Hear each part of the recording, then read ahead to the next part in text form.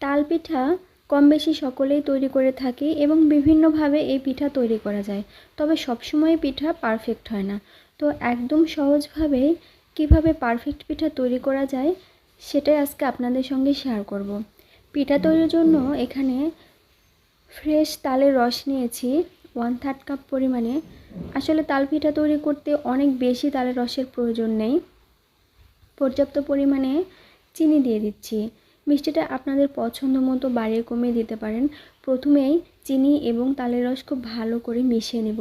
এই তো দেখুন, চিনির দানা একটু আস্ত নেই, খুব ভালোভাবে মিশে গেছে।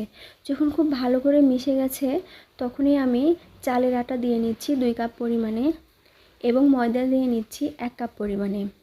সব কিছু খুব ভালো করে মিশিয়ে নিচ্ছি।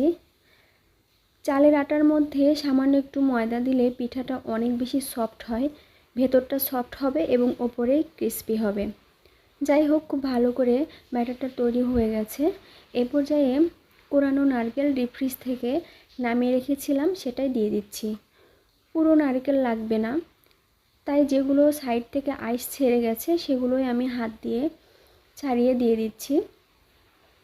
নারকেল দিয়ে আবারও খুব ভালো করে আটার সাথে মিশিয়ে নেব। এই তো দেখুন, একদম পারফেক্টভাবেই ব্যাটারটা তৈরি হয়ে গেছে। ব্যাটারের ঘনত্ব দেখে নিশ্চয়ই বুঝতেই পারছেন। অবশিষ্ট নারকেলটুকু আমি আবারও ডিপ ফ্রিজে রেখে দেব পরবর্তীতে ব্যবহার করার জন্য। এই তো ঢাকনা দিয়ে ঢেকে দিলাম 20 মিনিটের জন্য।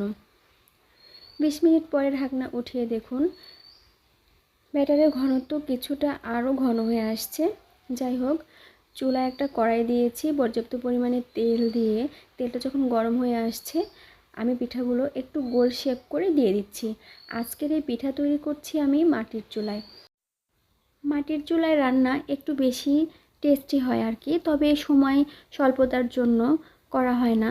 যেহেতু আজকে আমার আম্মু বাসায় আছে, একটু ফ্রি আছে, এজন্য করছি।